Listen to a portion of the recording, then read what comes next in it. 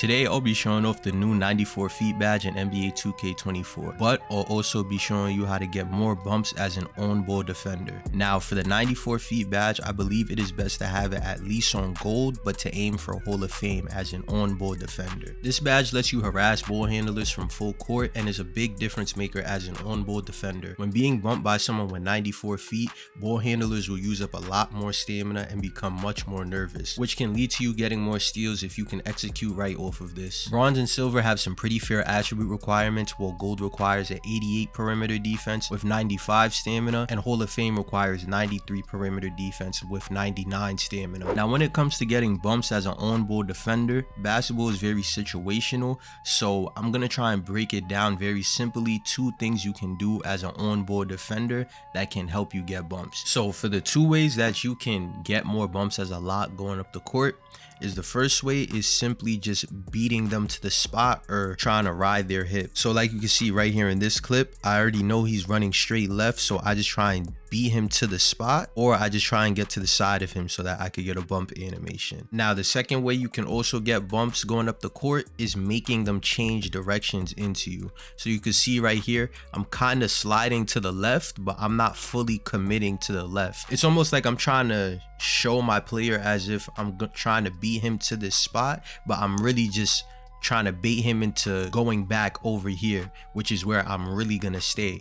And as you can see right here, he crosses right back into me. And as you can see, the 94 feet badge pops up, and with me getting that sort of bump onto him, it kind of takes a while for him to initiate the offense, and you could even see that it causes him to go all the way down into the mid-range, into like a uncomfortable spot that he wasn't looking to be in. Now these next two clips is also going to show how these two ways of trying to get a bump can be countered. So you could see right here, I try to beat him to the spot right here, and he stops. In real life, this would be a change of pace. So right here, he stops and then starts again. So that's really, in real life, if you've ever done a full court one-on-one drill, that's really what you're doing. You're crossing over, trying to make the defender change directions, and you're also changing speeds and changing your pace so that the defender doesn't have time to anticipate your moves or to bump you. And you could even see right here, when he does beat me, it causes me to run into a screen at half court, and he has a lot more space to work with. And this clip right here will show him countering me, trying to make him change directions.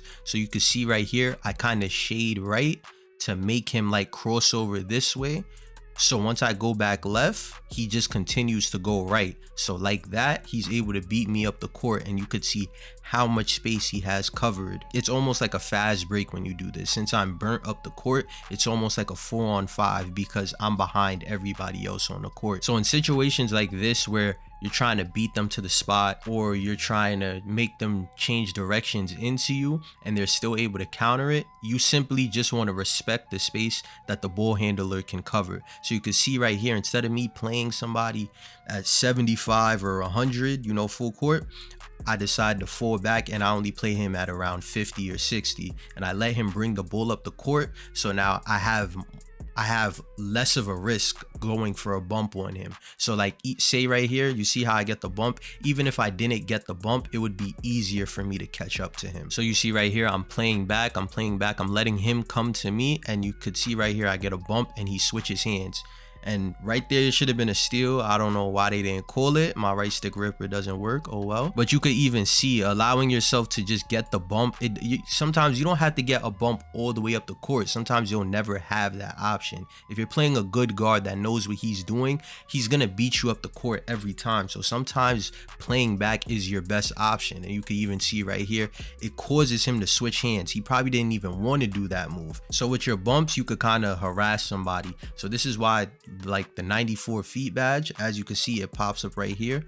The 94 feet badge, it pops up even from like right here at half court. You don't have to be full court for it to pop up, but it's a great badge to have because it can bother like a ball handler and cause them to, you know, switch the hand that they're dribbling with, and can allow you to get steals and to be able to force them to pass the ball up the court, just to, you know, throw them off mentally in regards to the game. And another way to guard the ball handler, if they're getting by you up the court and also not allowing you to beat them to the spot, or they're also not crossovering into you, is you can initially just shade the ball handler.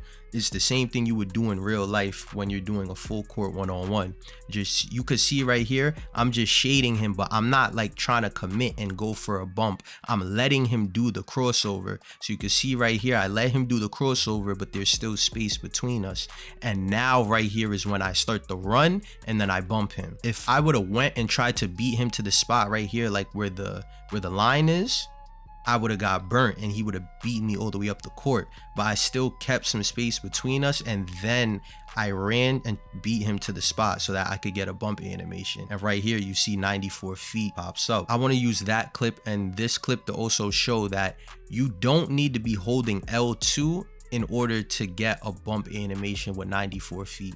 For me, my L2 is L1. I have them switched. So right here you could see I'm not holding L1 when I'm getting this bump right here. As you can see right here, my finger goes up right here, so I'm not holding my L1, which would be your L2, to be in a defensive stance. I initially just run at him and I'm able to get a bump on him.